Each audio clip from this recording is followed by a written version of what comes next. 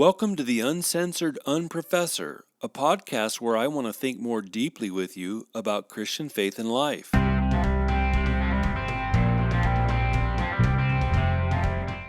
Those who don't believe in God won't believe in nothing, they will believe in anything. Hey believers, non-believers, unaffiliated believers, you sort of believers, and even you think I'm a believers, welcome to the Uncensored Unprofessor.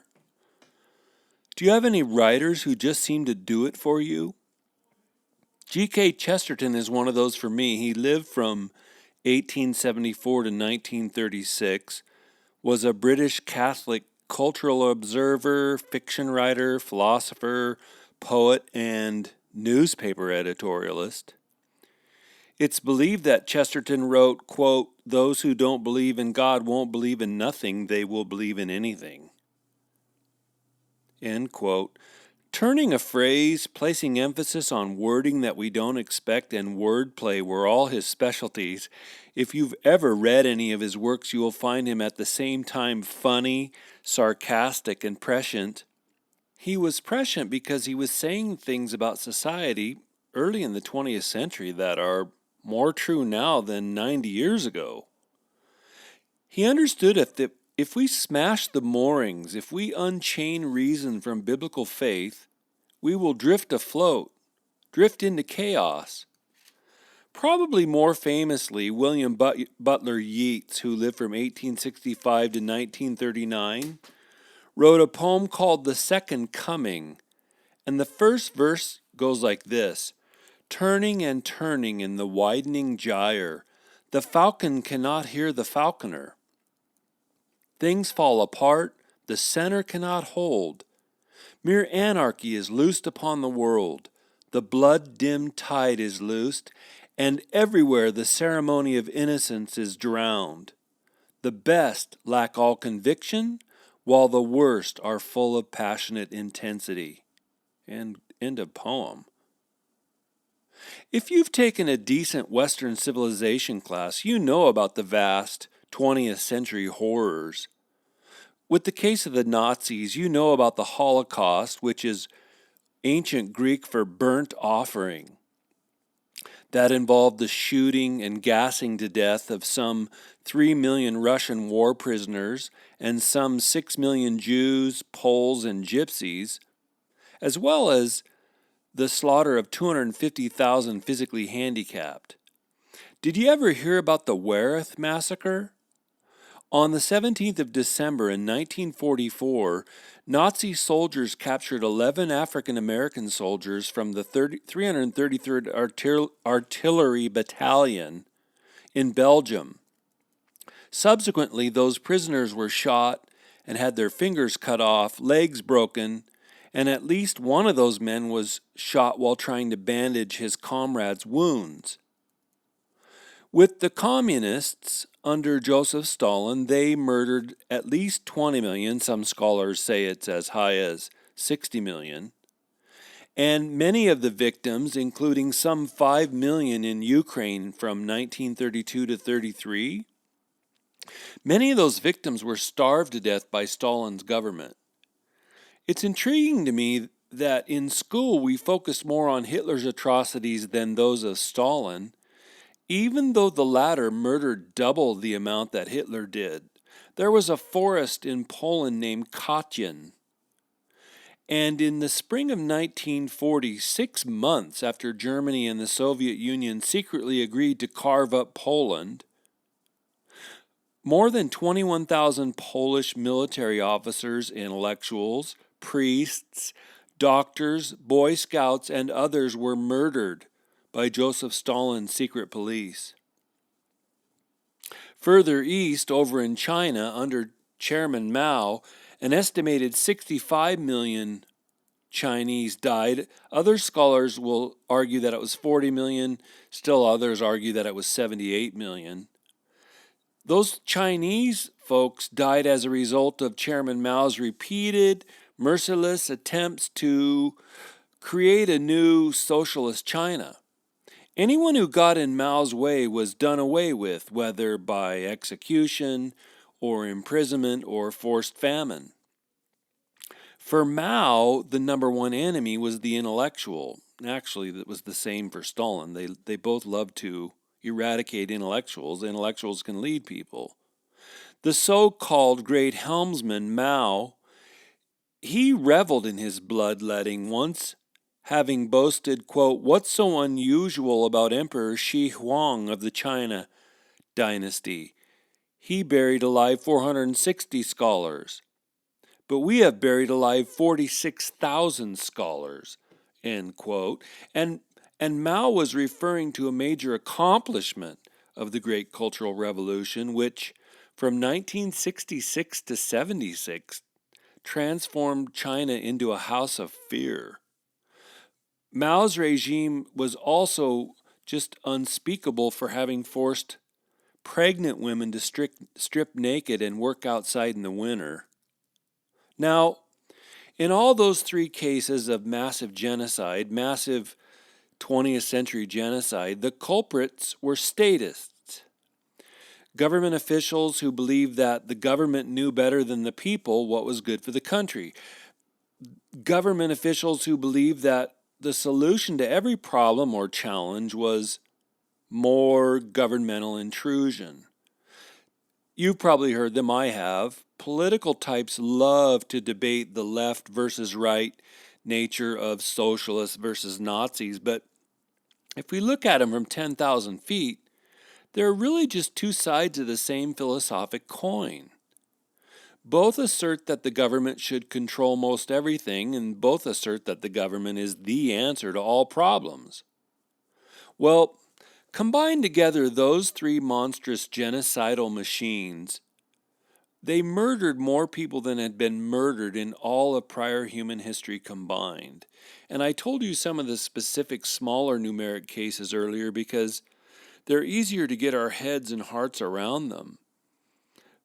For a podcast like this, a thinking person's show, I want to point out that what all three of those heartless, genocidal, governmental 20th century machines had in common was that they all believed reason was the epitome of human virtues. All three had long given up on the existence of God. I read someone the other day arguing that Hitler was a Christian, and I was practically laughing in my soup. All three of those men thought humanity, all three of those machines thought humanity was the epitome of the food chain. All three would have been happy to quote that famous 19th century philosopher Ludwig Feuerbach, say Feuerbach class, teacher, who once wrote, "God is nothing other than the deified and objectified spiritual essence of man." Feuerbach believed that man projects what he believes are his own best qualities into a category called divinity and then calls all of that God. When, about 100 years after Feuerbach, the Beatles songwriter John Lennon said that God is a concept by which we measure our pain, well, he was simply echoing Feuerbach, or probably Freud. Again, to quote Yeats, "The best lack all conviction, while the worst are full of passionate intensity," end quote. Because if we take God out of the equation, then things otherwise deemed unthinkable can take place in everyday life. In an earlier episode, I argued that reason needs to be tethered. Reason needs the anchor, the tether of moral and religious faith, lest it get torn from its mooring and take us out into the sea of chaos. Now, I don't know about you, but I'm watching society, and for me, common sense is not only just not any longer very common. I want you to know that common sense is always defined by a set of definitions and categories and commitments. Well, the same is true of reason. It needs boundaries and categories and commitments. Now, if you're listening, thank you, you may be wondering, Ed, do you mean to say that non-believers would somehow condone those three 20th century killing machines? And my argument is, of course not at all. There have been generations of brilliant and moral people who never believed in Christ or never believed in God. So you may be wondering then, Ed, are you trying to argue that atheism always results in genocide? And again, my answer is nope. Of course, there are atheists of goodwill who would, along with most folks, condemn those three 20th century genociding machines. Pink Floyd once sang, "Welcome, my son, welcome to the machine." And I wonder when I listen to that song if they're singing about tragic human nature, because we are masters at depersonalizing and running one another through machines, whether those machines are material or philosophical. You might also be thinking, but Ed, hasn't the church done evil in the name of God? And yes, of course the answer is yes. Though there's nothing in church history that could even remotely compare to the statistical numbers of those 20th century killing machines. But yeah, the church has done evil, and I'm certainly not going to deny that. What I am trying to argue with you guys, is that all ideas have consequences. Thank goodness, surely all atheists today would condemn the unspeakable acts and evils that Chairman Mao committed. Though, again, it's interesting to me that Hitler gets emphasized as history's greatest monster. But again, I'm trying to make a nuanced point. All ideas have consequences. Ideas have legs. Ideas take us places. Ideas lead us into moral or amoral or immoral spaces and places in life. Among many points that could be made with my introductory setup is, surely we agree on the necessity of free speech. We need to be able to speak freely so we can call out history and name it and critique those atrocities of the past. And it's fascinating to me that those who today who believe free speech needs to be clamped down, oh my goodness, they need to remember that just one short century ago, there were all kinds of statist approaches that led to horrors and led to huge swaths of the human race being obliterated. But my larger point for today concerns the presence of reason and reason in the universe. The church, following in the wake of Judaism, has espoused for some 2,000 years that God built a reasonable universe. Please know, you, my euphoric listener, because I know you're in a state of euphoria even as I speak. But I want you to know that the church historic is divided on the issue of reason. In other words, theologians and scholars and others have argued and thought together, can the unchristian person reason in a piercingly truthful manner? On the one hand, some theologians, and they're usually Roman Catholics or Eastern Orthodox, some of those theologians have argued that by virtue of genetics or birth or by virtue of the God-designed nature of the human soul, people are indeed capable of logical reasoning. Others, usually Protestants, and Protestants far more so than Catholics, have argued that the unredeemed, non-Christian mind is incapable of truly accurate reasoning powers. And if we lined up the scholars, they'd all be wanting to throw eggs at me right now because they'd say I'm being far too brief in representing their camp. But those are kind of the two big camps. Now, I believe human beings are indeed born capable of logic and reasoning capacity.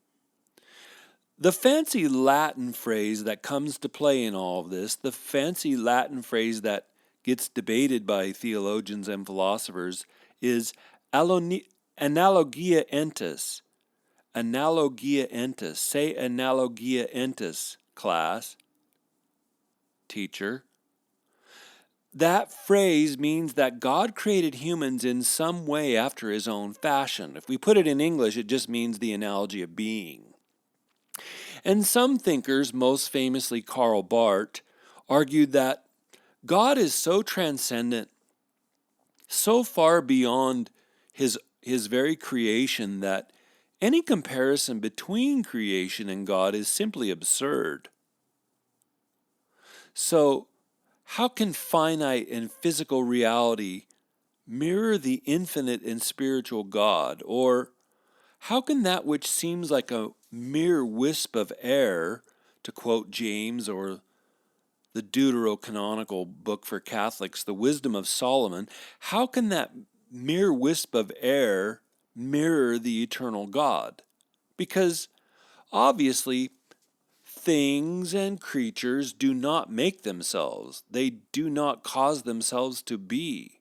So, how can we, finite beings, mirror the beauty and reason of the great I Am, Exodus 3 and John 8?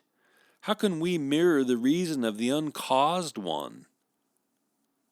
So those conservative Christians, whether they're Catholic or Eastern Orthodox or Protestant, tend to side with Barth, and they hold that we are arrogant to think that we somehow share in God's nature, and we should never compare ourselves to God. In my university classes, and even among some of my own extended family members, this sentiment is common. We can't know anything about God. God towers above and beyond us and our knowledge. And so really all we can do is worship him in the mystery of whom he is. On the other side, theologians like Gregory of Nyssa and Hans Urs von Balthasar and Wolfhart Pannenberg famously argued that God created humankind with capacities that mirror, however faintly, God's own capacities. In short, that mirroring can occur if God so designed it. Nature is not, and we people are not, reasonable or like God by necessity, but amazingly, God is not a glory hog. And that's my phrase I came up with in a class, and I should copyright it. God is not a glory hog. In his triune self, God loves to share, right? The Father shares his glory with the Son and loves to love both the Spirit and the Son shares his glory with the Father and loves to love both the Spirit and the Father, and so on around the ring of the three members of the Trinity. Well, Nyssa and Balthasar and Pannenberg and others argue that same self-sharing occurs regarding creation. God loves to share his love, goodness, truth, beauty, and reason with that which is non-God. In other words, God shares those kinds of qualities with nature and humankind. Even many evangelicals believe that God designed the universe such that God's own fingerprints, in Latin it's vestigia Dei, the vestiges of God, that God's own fingerprints are indelibly imprinted on everything he created.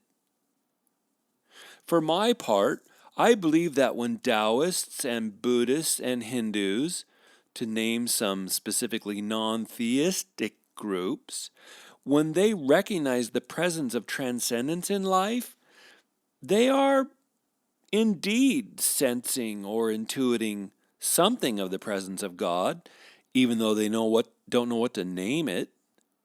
Or 500 years before the coming of Christ, the Greek Stoic philosophers believed that reason, they called it logos, reason was woven into and through the very fabric of the universe. And I'm going to tell you, I believe they were, God bless them, onto something profound. We were created in the image of God. We were created imago Dei. We are little gods. Psalm 82:6 says, I said, you are gods, you are all sons of the Most High. So I'm on the side that believes God created a universe that is capable of being understood. Yes, the universe is vastly complicated, but it's not an indiscernible chaos. And then following that, God created beings, human beings, who are capable of understanding his universe. Yes, we too are vastly complicated, but we're not chiefly indiscernible chaos. Not usually. Well, not all the time. We are too much, but we're not always chaos. So, this dual belief that God created a universe that could be understood and that God created beings who could understand his understandable universe is, frankly, much of the magical potion that led to the rise of Western science as we have it today. And that makes sense, right? If the universe is so chaotic or so mysterious that it can't be understood, then there's no point in trying. And that was the position of the Asian continent for millennia. Or if we ourselves are incapable of understanding the universe, then there's no point in trying. But if it can be and we are, then let's get going. Let's get after it. So that twofold quality of reason, the universe being capable of being understood and our capacity to understand it, does not mean that we can perfectly understand it. But we don't need to perfectly understand it. We only need to sufficiently understand it. We don't need to perfectly understand fire in order to be able to start one inside of a circle of rocks and warm our backsides, right? And just thinking about fire reminds me of a few of my favorite treasured philosophical sayings. Give a man a fish, he eats for a day. Teach a man to fish, he eats for a lifetime. Give a man a fire, he's warm for a day. Set a man on fire, he's warm for the rest of his life. Or another one of my favorite philosophical sayings, a Kentuckian came home and found his house on fire, so he rushed next door and telephoned the fire department and shouted, "Hurry over here, my house is on fire." "Okay," the fireman replied, "how do we get there?" To which the Kentuckian replied, "Well, yeah. Don't you still have those big red trucks?" Or another one of my favorite philosophical sayings, why do ducks have webbed feet? To stamp out fires. Why do elephants have flat feet? To stamp out burning ducks. Now, please, those of you who belong to the Elephant Anti-Defamation League, don't write me nasty emails. I don't hate elephants. It's just a joke, folks. Elephants don't stamp out burning ducks. It's just a joke, that's all. Sheesh. When I was in elementary school, elephants were my number 2 favorite animal behind cheetahs.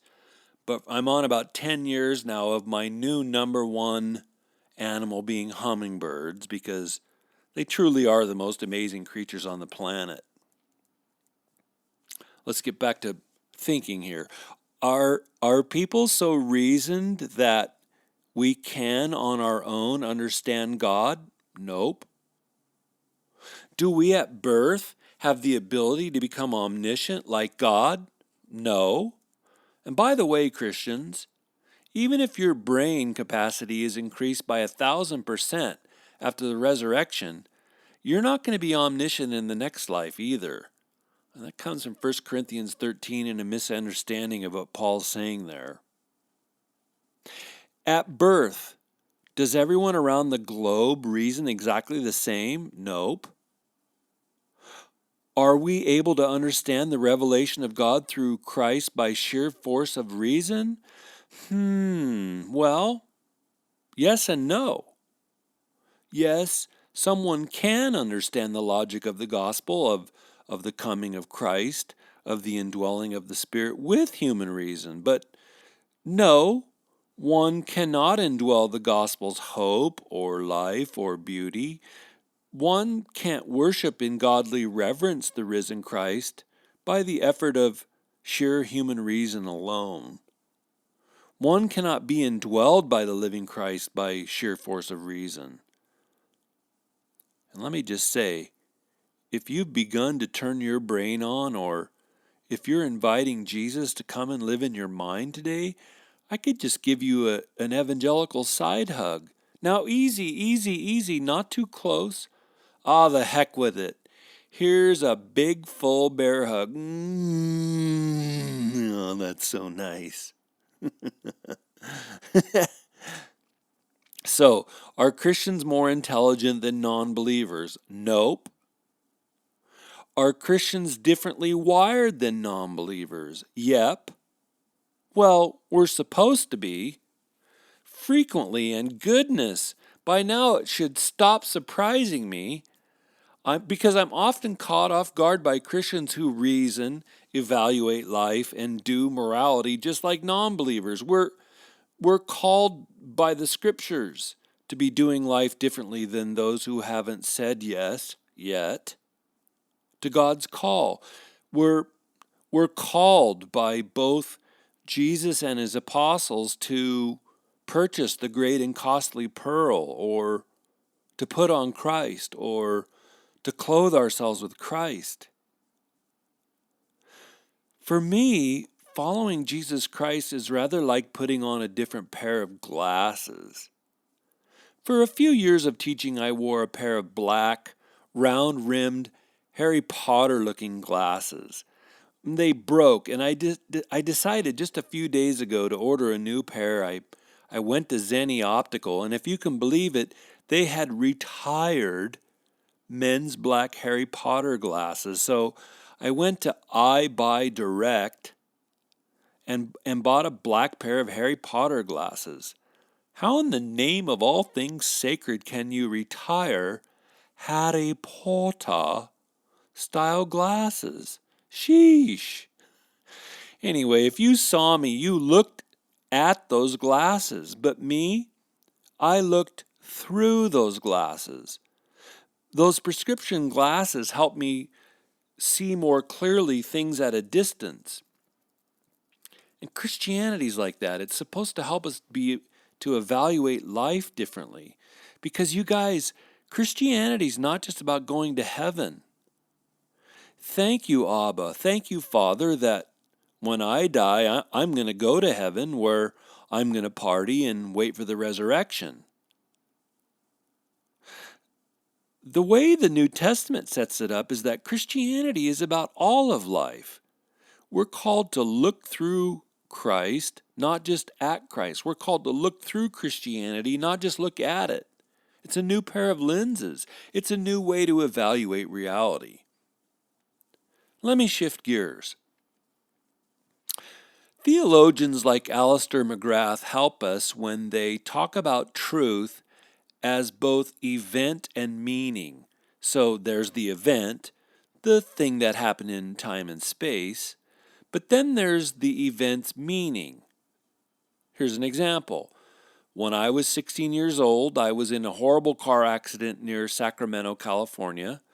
My stepbrother and I smashed up my gloriously cool-looking 1969 Kelly Green Chevy Camaro. I was trying to fix it up to look so clean and sleek. Well, in that accident, the passenger door, the side I was riding on, was smashed clear into the console, the place where the stick shift sits. The car was totaled, and I spent 2.5 months in the hospital. I almost died the first night. And then I spent 4.5 months in a body cast. That's an event that occurred in space and time. But then there's the interpretation. What does that event mean? And meaning is often as important as the event, right? For years, I processed that event as though God directly caused it to happen. Now, that is a Christian way to process, to reason through the event. But a non-believer might not assign any divine causation to the event.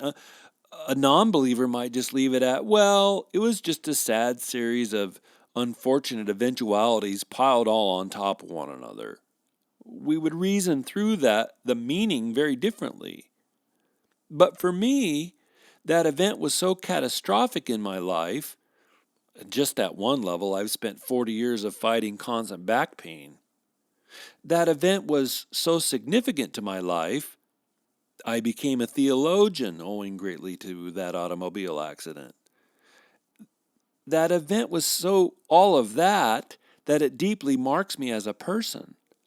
But how I reason through that event, the ways and places that I find meaning concerning that event are significant. And that's where reason and faith come together in all of this. Back to my show's opening of those 3 ghastly 20th century genocidal machines. A non-believer might say those events, the murder of some 100 million people, was a sad thing. But how? On what ground? On what ground would they say it was evil? For what reason would they assign a sorrowful meaning to it? Because people died? People die all the time. Why does that matter? If we humans, again of the dust, if we're just dust, just physical matter, merely materialized matter, why does it matter that someone died? Or would they say it was evil because society has the right to assign good or evil? And again, philosophers would simply say, well, on what basis? Because society is a collective? But if we aren't spiritual beings who were created by a spiritual being, then society is just a collective of bodies, of thinking bodies. And to argue that society has the right doesn't really answer the question of morality or evil or of assigning meanings to those 20th century horrors. Now, Ed, you may be thinking, why are you picking on society, or why are you picking on non-believers? And I'm not. But what I'm saying is that our reasoning is grounded in something, or in someone in the Christian case, and that reasoning is often hard to describe. The grounding is often hard to describe, but all of that nevertheless informs how we find meaning, where we find meaning across the many events of life. Faith informs reason. Faith helps us to see and process reason in different ways. Michael Polanyi, the hero in some of my earlier episodes, calls all of that grounding, or those hard to describe qualities and elements, tacit knowledge. Tacit knowledge is the things we know to be true but which we don't consciously put on the table. Tacit knowledge is the knowledge that informs the rest of our knowledge. My churchly friends, is Christ your tacit knowledge? Is the biblical worldview your tacit knowledge? Or are you a sheeple following the constructs of a post-Cartesian culture? Because you see, as I move toward the end of today's show, and guards, I want you to block the doors. There will be no early exiting. Truth and reason actually are profoundly important for how we do life. Postmodernism wants to eviscerate truth, to tear its guts out, or to tear it out of society's guts as some mere imperialistic construction. Postmodernism, following after Romanticism, and Romanticism had greatly emphasized feelings, postmodernism says that reason is the most overvalued human capacity. But we know that We need both truth and reason to find meaning in life. We need more than truth and reason, but without truth and reason, it's bone-crushing to find meaning. If you're a millennial, your own life is quite possibly characterized by meaninglessness, though I earnestly hope that's not the case. But it might be, and why would that be? Well, maybe it's because you've been spoon-fed a 20-some-year diet of philosophy that says neither truth nor reason actually exist. But without truth, it's dang hard to find meaning.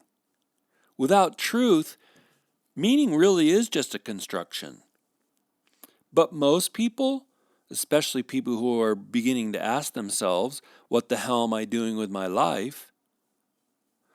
Without reason, a reasoning that is grounded in something transcendent, again, or better, grounded in someone transcendent, without reason, life becomes quickly pointless. The meaning of life's events becomes elusive, ephemeral, evaporated. So what is your tacit knowledge? Have you ever turned on your brain and asked yourself questions like, what's the tacit knowledge that informs my reason? Really, just what is it that informs my truth? How am I finding meaning in life? Those are painful questions. Well, wow, they sure can be. But the unexamined life, Socrates rightly said, is not worth living. If you're listening and you've been provoked today, I want to say seriously, sincerely, thank you for being willing to examine life, to examine, if only for a few minutes, the reasoning of your life. Me, to Mr. Yeats, I say, I'm the falcon to my falconer's voice. Me, I have a center that informs my life. I dance to a song played by someone else. Does that solve all my problems? Hardly. But having a voice I follow, having a center that grounds me as I do reality, brings me an abiding joy and an undergirding peace. To Mr. Chesterton I say, no, I don't believe in anything. I believe in an unchanging, if nevertheless eternally dynamic being who, he, guides my footsteps. I don't follow after every new philosophic fad. I'm owned by someone who is way older than today's chic fad. Recently, I received a great challenge on social media. He asked me, Ed, why do you believe? Do you believe merely because, based on your earlier episodes, God has encountered you? Do you blindly follow God because He is God, or is there more to it than that? So in my next episode, I'm going to explain to you why I'm a Christian. Why do I follow Jesus Christ? What are my reasons? Hey, if you've been enjoying or benefiting from the Uncensored Unprofessors podcasts, please tell a friend. Please share the RSS feeds when I post them on your Facebook page. I really want to turn this into a full-time job for me and hopefully others, and not just do it only for the love of podcasting. I want you to know I've also opened an account at Patreon. If you go to Patreon/uncensoredunprofessor, that would be great. Go there and commit $1 or $2 or $3 or $5 or $10 or $25 a month. And the way I'm going to do that is premium members will have access to a couple private podcasts per month. I'll talk about dicier things and more personal things there on those private podcasts. I also want to thank Josh H., Vanessa J., and Walter S. for sharing my Uncensored Unprofessor Facebook posts. That really helps me, you guys. I appreciate that. And again, several of you have, and I'm grateful. Contact me at uncensoredunprofessor@gmail.com. Thanks so much for listening today, and turn your brains on, everybody.